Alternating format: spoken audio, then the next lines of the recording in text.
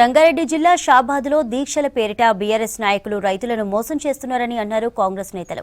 పవిత్రమైన చేవెళ్లను బీఆర్ఎస్ అపవిత్రం చేసిందని శుద్ధి కార్యక్రమం నిర్వహించారు హస్తం లీడర్స్. రాష్ట్రంలో 2 సార్లు అధికారంలో ఉండి తెలంగాణ సమాజాన్ని బీఆర్ఎస్ మోసం చేసిందని విమర్శించారు.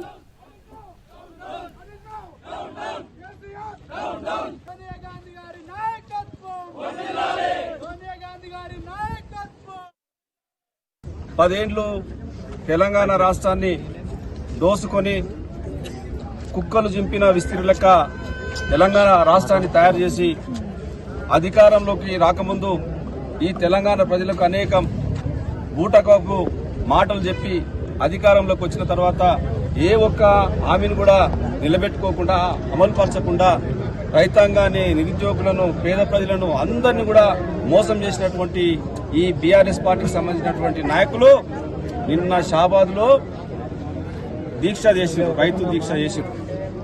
నేను అడుగుతా ఉన్నా, కేంద్ర ప్రధానమంత్రి ఎవరైతే మన మోడీ ఉన్నాడో ఆయన ఈ దేశంలో రైతులకు వ్యతిరేకంగా 3 నల్ల చట్టాలను తీసుకొస్తే వాటి మద్దతుగా అసెంబ్లీలో, పార్లమెంట్లో మద్దతు తెలిపిన బీఆర్ఎస్ పార్టీకి నైతిక హక్కు ఉందా?